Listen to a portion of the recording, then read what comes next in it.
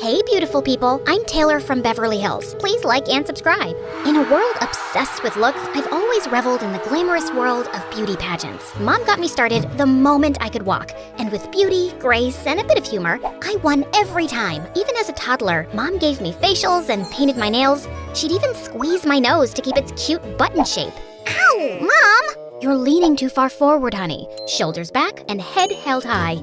See these perfect dimples? Honey, suck in your cheeks like a vacuum cleaner, so you'll have perfect dimples. She'd do anything to ensure I kept my sweet features that won all the pageants. It was all about being perfect. Walk perfect, smile perfect, sleep perfect, perfect, perfect, perfect. And those fancy gowns I'd don on stage, 2 sizes too small. I'd have to wear shapewear to keep a perfect waist when I was only a teenager. Even in school, everyone looked up to me, thinking I was perfect. I took pride in making people feel seen and appreciated, and I also tried to be a good friend and mentor. Once, I even fished a phone out of the school toilet for my best friend, Renee.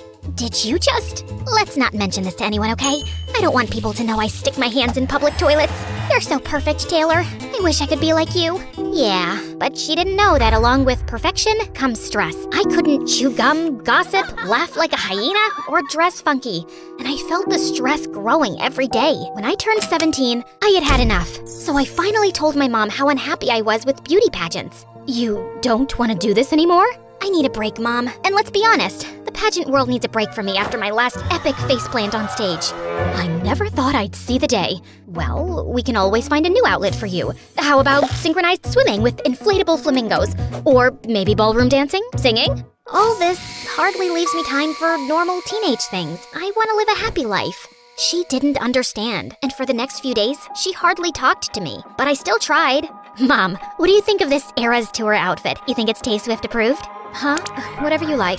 We'd always been close, but I think I broke her dreams with my pageant withdrawal. School wasn't any better. Whispers about my huge loss at the pageant ran through the halls. I had to pick my head up and put on my it girl facade. As if that wasn't enough, a few days later, rumors echoed through the hall that Liam Bennett returned. They expelled Liam from school when we were kids for being a bully.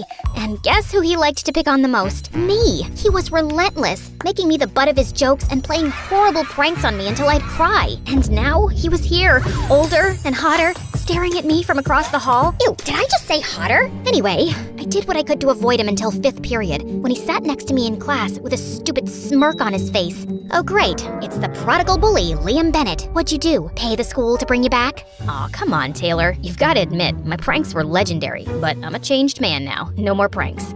I'll believe it when I see it. Whatever, beauty queen. Don't be surprised, but I just want to see a smile on that pretty face of yours. Did he just call me pretty? Ew.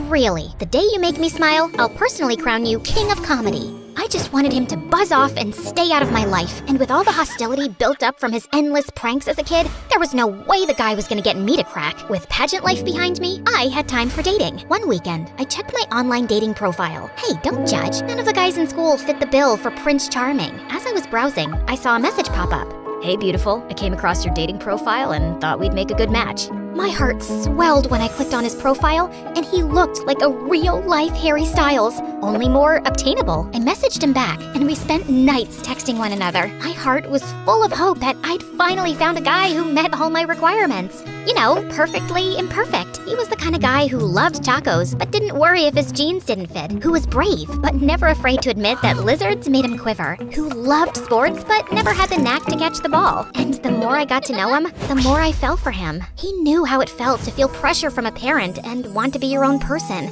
It felt great to be understood. And a few weeks later, when I woke up, I finally got the message I was waiting for. Hey, beautiful. I think we'd be a match made in heaven. How about I take you out for a day you'll never forget? I wasn't gonna let this opportunity pass me by. A weekend away from Mom's melodrama was what I needed, and a date with a hot stranger sounded like the cure. Yeah, I chose this dress. Not perfect at all, but considering skipping makeup, no way! My dark circles would make Draven run for the hills, so I gotta keep it light. Draven showed up on a motorcycle, and I swear I saw Mom's eyes bug out of her head. He was so sweet to hand me a bouquet of... Are those flowers from our front yard? Yeah, sorry. I had a nicer bouquet, but it got ruined on the back of my bike. It's a few neighborhoods back now. He was even cuter in real life, and he smelled amazing. You ready to be swept off your feet, beautiful? I hopped onto his vintage ride, which was so old, I had my doubts about it even working. But the way he grabbed my arm and pulled me to him sent waves of warmth through my body. Oh no. Hold on tight, Taylor. Draven parked at the local fairgrounds and held my hand as he guided me through the crowds. He was so gentle. We ate all the greasy junk food and even played carnival games. Just as Draven turned to face me, the clouds rolled in with a huge storm. Everyone went running for cover, but he kept me there in the rain. Without warning, I kicked up a puddle, splashing him. What was that for? Are you afraid of a little rain? Care for a little dance party, Draven? I don't know what came over me, but I started dancing. You've got some skills, Taylor. Where'd you learn to dance like that? I've got years of dance skills under my belt, thanks to pageants. I felt so free, and Draven even joined in. He couldn't dance to save his soul, but he tried, and I had a blast showing him all the moves. I don't think I've ever laughed so much. After the rain cleared, he took me to a gazebo adorned with twinkling lights. There was a basket of fries waiting for us at the table. It was honestly adorable, and I was starving. He really opened up, talking about all the pressure he felt from his dad, and I related to everything he said, and he sounded sincere. But that wasn't all. He was hilarious. You've got a little something on your face. Oh my god, where? Nope, still there. And maybe a little worse, but have no fear. As my cheeks turned redder than the ketchup smeared all over my face, Draven took a glob from his plate and spread it under his nose like a ketchup mustache. We'll really turn heads now. I let out a belly laugh as we both helped each other clean the mess off our faces. After dinner, Draven was about to take me somewhere, and I was looking forward to it, but my mom called. Taylor, I'm so sick. Can you come home and make me some soup, honey? My mom. I didn't listen to her, so now she comes up with this. As far as I understand, she's worked hard doing 2 jobs and still took the time to make sure you looked your best for pageants. That's because she loved you a lot and wanted to give you the best future. I think you have to understand her too. Draven was right, and he was so sweet about the whole thing and took me right home. When he dropped me off, he seemed hesitant to leave. So, I guess this is the end of our date. Thank you for a fun day, Draven. I hate to say goodnight, but it's getting late. How about we end the night with a movie-worthy Just then, Mom came to the door in her robe and a box of tissues. What took you so long? I swear I'm dying, Taylor. Mom, seriously? With the theatrics? I'll be right in. With Mom back inside, I grabbed Draven by his jacket. He leaned closer to me, but as I gazed into his deep eyes, I felt my breath catching my throat. Is that Taylor? Gotta go. He sprinted off, and I stood there, confused at all the emotions rolling through me. Liam Bennett, you little jerk! He'd even disguised his voice. If he thinks he can prank me and make a fool out of me after all these years, he's got another thing coming. Knowing that Liam went out of his way to do this, I was fuming. But then I decided I'd go along with his plan and call him out when the time felt right. 2 can play at this game. I went back to school Monday. I was livid, but somehow I had fallen for him. And then I was thinking of my plan to knock him out. If it isn't my favorite beauty queen. Oh, please. Beauty pageants are so yesterday. I've moved on to dating hot guys. Is that so?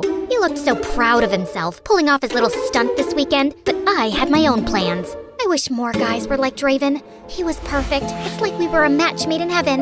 Oh, is that so?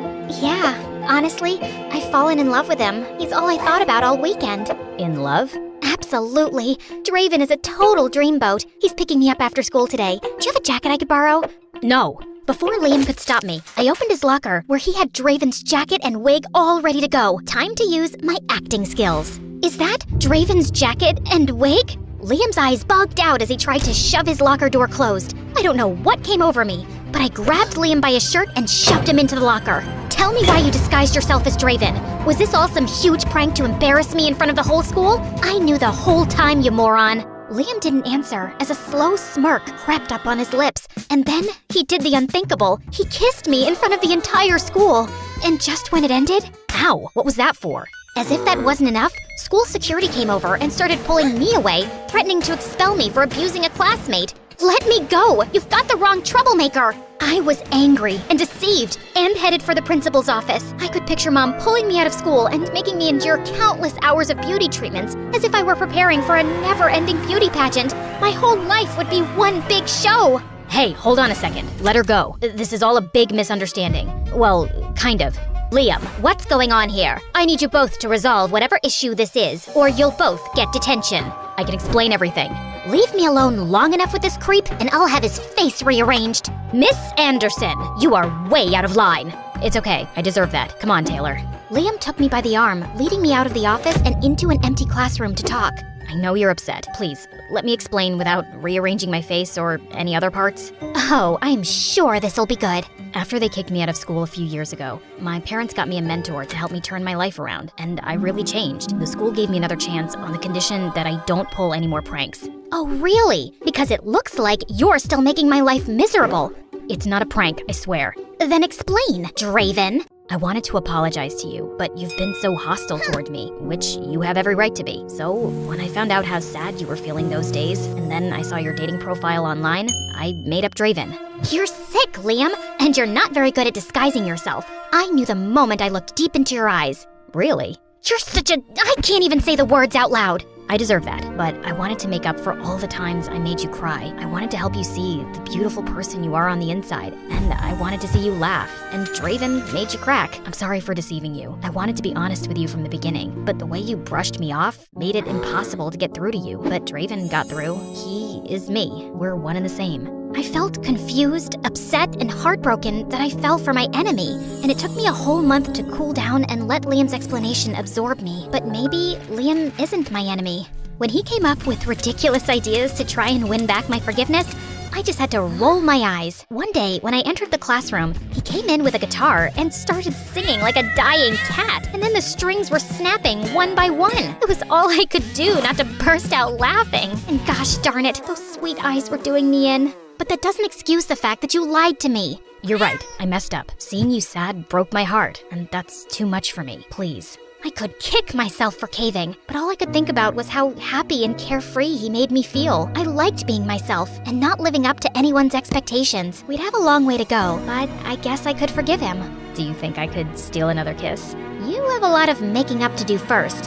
What was that? A lot of making out? A lot of making up!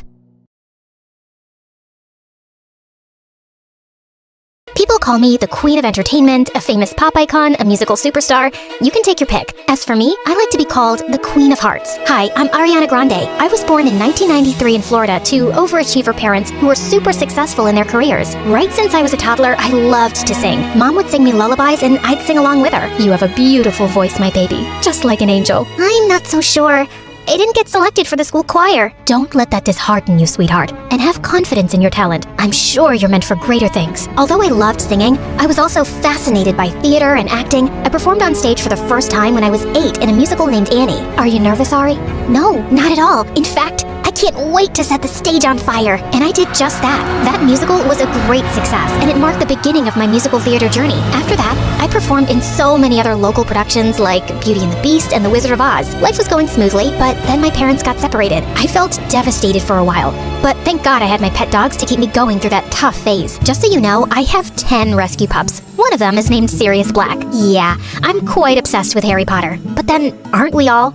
So by the time I turned 14, I decided I'd acted enough and now wanted to make a career in singing. I packed my bags and moved to Los Angeles to meet my managers. Guys, I think I want to make an R&B album. That's a hell of a goal, but who do you think's gonna buy a 14-year-old's R&B album? Well, that kind of made sense. So I went back to Florida and decided to focus on theater for the time being. Then when I was 15, I got chosen from among thousands of girls to play one of the main characters in a Broadway musical called 13, for which I later bagged a prestigious award. By this time, I'd moved to New York, so I was missing school a lot. Mom, I want to continue performing, but what about studies? I want to finish high school at least. Don't worry, sweetheart. Your school has agreed to send study material so you don't miss out on your studies. That was pretty cool. I was studying and focusing on my career, even though I was miles away from home. Then in 2009, I bagged the role of an adorable goofball named Cat Valentine in the famous Nickelodeon TV show named Victorious. Since the show was set in a performing arts school, it gave me an opportunity to showcase my acting as well as my singing abilities on a national platform. Thanks to the show, I was suddenly a teen idol. So, Ariana, what's next? Are you looking at a career in Hollywood? To be honest, acting is fun, but music has always been first and foremost with me. I was determined to give singing a shot, so I kept uploading my videos on YouTube where I sang covers of songs by Adele, Mariah Carey, and Whitney Houston. Meanwhile, the second season of Victorious premiered in 2011 to 6.2 million viewers, becoming the highest rated episode episode of the show. Victorious ran for 3 seasons until it was finally wrapped up in 2013. Then one day, I got the most unexpected call. Hello, Ariana. I'm Monte Lipman, CEO of Republic Records.